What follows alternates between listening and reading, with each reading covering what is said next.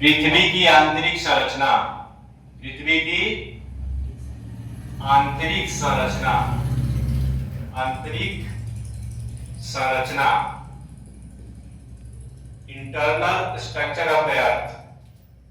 ठीक है, इसमें आप लोगों को पता है कि जैसे पृथ्वी की जो त्रिज्या है, आंतरिक त्रिज्या जो है पृथ्वी की, वो आपके किताबों में दिया हुआ है 6371 किलोमीटर, जबकि कहीं कहीं अब नई एनसीईआरटी बुक में 6378 किलोमीटर भी देखने को मिल रहा है। तो मतलब कि 6000 किलोमीटर से भी ज्यादा है पृथ्वी की जो आंतरिक त्रिज्या है वो। ठीक है, तो और आपको ये भी पता है कि पृथ्वी के अंदरूनी हिस्से में जा पाना असंभव है, क्योंकि हजारों डिग्री सेल्सियस तापमान है, तो कोई जा नहीं पाएगा।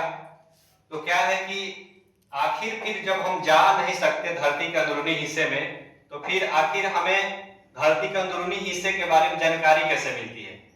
तो जानकारी के कई प्रत्यक्ष और कई अप्रत्यक्ष स्रोत हैं, है ना, जिसको हम डिस्कस करेंगे। सबसे पहले तो ये जान लें कि जैसे मान के चलिए कि पृथ्वी का कोई हिस्सा हम काट लेते हैं, यहाँ से कहीं से भी काट सकते हैं। एक हिस्सा हमने उठाया, ठीक है, और एक हिस्सा उठाया हमने,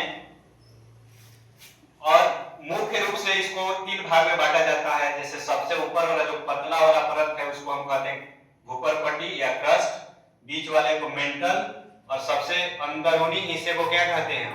क्रोट कहते हैं। ठीक है, वैसे अगर बात किया जाए भूपरपट्टी को, तो भूपरपट्टी का बनावट इतना प्लेन नहीं होता है। जैसे मान के चलिए कोई क्षेत्र ऐसा है जो माउंटेन वाला एरिया है, तो कुछ ज्यादा ऊंचाई तक जाएगा, इसके अलावा वो गहराई में भी जाएगा। ठीक है, और उसके बाद अगर कोई समुद्री क्षेत्र है तो मतलब इस तरह से होगा। एक तरह से हमने देखा क्या कि जो हमारा भूपरपट्टी की मोटाई जो है वो